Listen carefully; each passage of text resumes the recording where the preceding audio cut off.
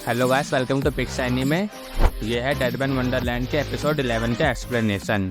Episode start होता है और हम देखते हैं गांता कहीं जा रहा होता है और वो सोच रहा होता है कि वो बहुत वीक है क्योंकि जब भी उसकी किसी से फाइट हुई है वो लड़ नहीं पाया था ढंग से।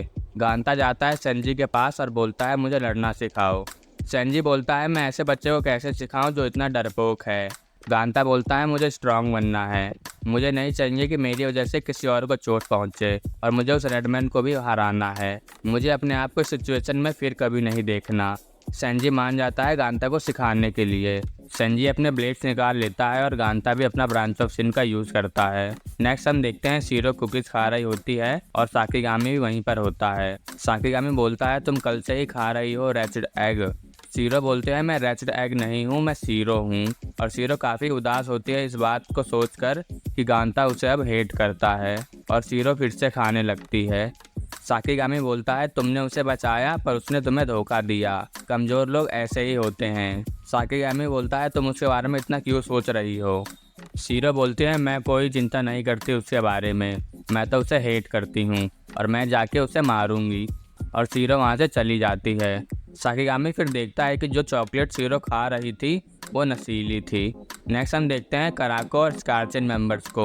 वो लोग सोच रहे होते हैं या तो नागी को बचाएं या तो इस प्रिजन से निकलकर इसकी सच्चाई सबके सामने लाएं। कराको बोलती है हम इस प्रिजन से निकलकर इसकी सच्चाई सबके सामने लाएंगे।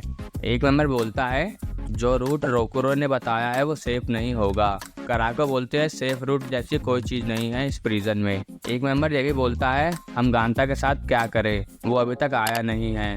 कराको बोलते हैं ये मिशन हम सबको ही पूरा करना है। और ये ओल्ड लेडी बोलती है कराको से कि तुमने जानबूझकर गांता को गलत टाइम बताया था यहाँ पर मिलने का।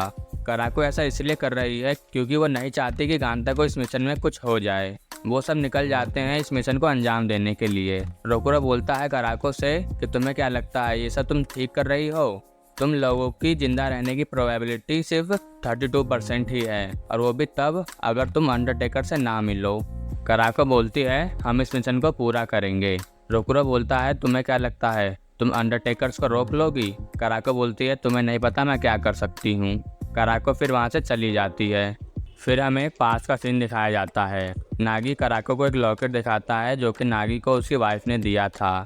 नागी बोलता है कि मैं अपने बच्चे की तस्वीर हर जगह रखना चाहता हूँ, इसलिए ये लॉकेट है मेरे पास। कराको पूछते हैं कि ये लड़का है या लड़की। नागी बोलता है लड़की। पर जब कराको वो लॉकेट देखती है तो वो थोड़ा हैरान होती है। नागी बोलता है मेरी बच्ची ही वजह है कि मैं इतना होपफुल हूँ। प्रेजेंट में हम देखते हैं सेंजी गांता को ट्रेनिंग दे रहा होता है। सेंजी बोलता है गांता से कि वो बहुत स्लो है और उसे बताता है कि अपने ब्लड वेसल्स को कंट्रोल करो। गांता बोलता है मुझे नहीं आता ये करना। फिर सेंजी पूछता है तुम्हारे पास कैंडी है और सेंजी गांता से सारे कैंडीज ले लेता है और एक कैंडी छोड़कर बाकी सारी कैंडीज को कुचल देता है। गांता बोलता है ये तुम क्या कर रहे हो। उस कैंडी को सेंजी लटका देता है और बोलता है इस कैंडी को शूट करो मेरे डिफेंस को तोड़कर। देखते हैं कि गांता गन ज़्यादा पावरफुल है या इनविजिबल ब्लैक, और अगर तुम नहीं कर पाए तो तुम मारे जाओगे। गांता शूट करने लगता है पर सेंजी आसानी से उसके शॉट्स को काट रहा था। फिर साकीगामी वहां आ जाता है और पूछता है गांता से कि तुम्हें पता है सीरो कहाँ है। सेंजी साकीगामी को देखकर गुस्सा हो जाता है और साकीगामी बोलता है मैं यहाँ बस सीरो को ढूंढने आया हूँ। गांता पूछता है साकीगामी से कि क्या वो सीरो का दोस्त है और साकीगामी बोलता है सेंजी से कि बहुत टाइम हो गया हमें मिले हुए, तुम कैसे हो। सेंजी बोलता है तुम अचानक से गायब हो गए थे, तुम कर क्या रहे थे। साकीगामी बोलता है मैं कुछ समय के लिए मर गया था। साकीगामी सेंजी की तरफ बढ़ता है और सेंजी को लगता है कि साकीगामी उसे लड़ने वाला है और वो अपने ब्लेड्स निकाल लेता है और साकीगामी बोलता है मैं तुमसे लड़ने नहीं आया हूँ। फिर साकीगामी सेंजी का खून लिक करता है और ये चीज़ सेंजी को अजीब लगती है। गांता पूछता है सेंजी से कि ये कौन है और सेंजी बताता है कि यह है मॉकिंग बर्ड। ये एक कॉम्बैट मैनियक है जिसे सबसे स्ट्रॉन्गेस्ट डेडमैन माना जाता है। गांता ये सुनकर शॉक होता है। साकीगामी बोलता है अब मैं सबसे वीकेस्ट डेडमैन हूँ। साकीगामी फिर गांता से पूछता है क्या मैं तुम्हारा खून लिख कर सकता हूँ। साकीगामी तेजी से गांता के पास चला जाता है।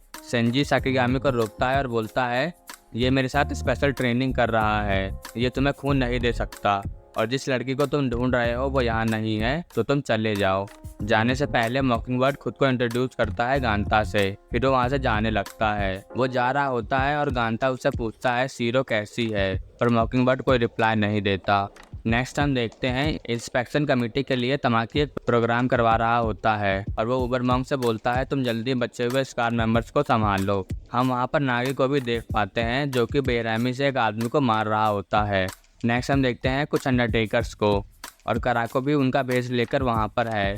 फिर हम देखते हैं सीरो वेंट से एक जगह पर आती है जहाँ पर अंडरटेकर्स हैं और कराको उससे बोलती है तुम जल्दी से यहाँ से निकलो।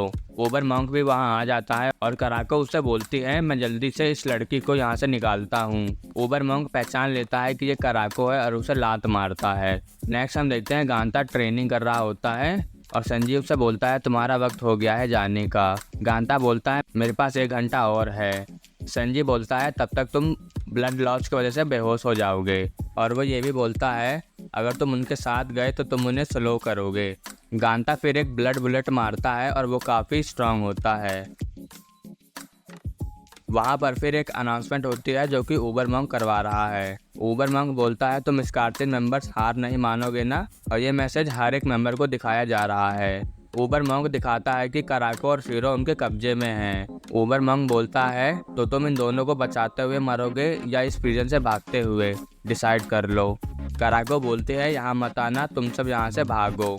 ये बात सुनकर गांता जाता है उन्हें बचाने के लिए। मिनात्सुकी भी देखते हैं गांता को भागते हुए। बाकी मेंबर्स भी परेशान होते हैं और सोच रहे होते हैं कि वो क्या करे, और वो सब इस प्रिजन से बाहर निकलने वाला ऑप्शन चुनते हैं। गांता को अंडरटेकर्स के लोग रोकने की कोशिश करते हैं पर मिनात्सुकी उनको मार देती है और गांता को बताती है कि अंडरटेकर्स का बेस दूसरी तरफ है। गांता मिनात्सुकी को बोलता है मेरे साथ चलो, पर मिनात्सुकी बोलती है उसे इन सब में कोई इंटरेस्ट नहीं है। गांता जाता है कराको और सीरो को बचाने। स्कारचन के बाकी मेंबर्स भी अंडरटेकर्स का सामना कर रहे हैं। गांता अंडरटेकर्स के बेस पर पहुंच जाता है और सीरो गांता को देखकर बोलती है मुझे तुम्हारी मदद नहीं चाहिए। फिर गांता अटैक करता है अंडरटेकर्स पे, जो कि उन्हें लगता भी है। पर गांता में खून की कमी हो रही है क्योंकि प्रैक्टिस के टाइम भी उससे काफी सारा ब्लड लॉस हुआ था। गांता को ऐसे देखकर सीरो उसके पास भागती है पर सीरो पर हमला होता है और उसके पैर काट दिए जाते हैं। ये अटैक हिबाना ने किया था। गांता फिर अटैक करने की कोशिश करता है पर नहीं कर पाता। उबर मॉन्क फिर एक गेट खोलता है और उस तरफ बैठा होता है नागी। कराको उसकी तरफ भागती है पर नागी बोलता है इधर मत आना, मैं अपने काबू में नहीं हूँ। कराको बोलती है ये सब तुम क्या बोल रहे हो, चलो यहाँ से बाहर, तुम्हारी बेटी तुम्हारा इंतजार कर रही है। ये बात सुनकर नागी हंसने लगता है और अपना लॉकेट कराको की तरफ फेंक कर बोलता है उबर मॉन्क ने मेरी वाइफ को मार दिया था और उसके पेट पर भी वार किया था, तो बच्चा जिंदा भी नहीं बचा होगा। उस लॉकेट में भी किसी की तस्वीर नहीं है। फिर हमें एक पास का सीन दिखाया जाता है कि तमाकी ने नागी के बच्चे को एक ट्यूब में डालकर रखा है। प्रेजेंट में हम देखते हैं नागी बोल रहा होता है अब जो कि मैं अपने होश में नहीं हूँ, मैं हर किसी को कर्ज करता हूँ। नागी फिर अपने ब्लड बॉल्स को ब्लास्ट कर देता है